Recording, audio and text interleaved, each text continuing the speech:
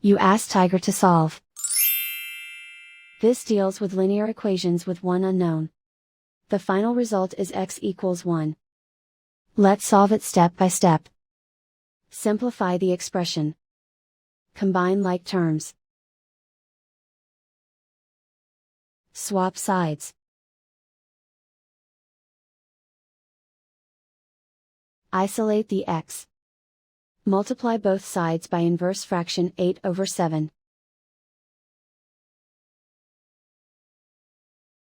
Group like terms. Multiply the coefficients. Simplify the fraction. Multiply the fractions. Simplify the fraction. And so the final result is x equals 1.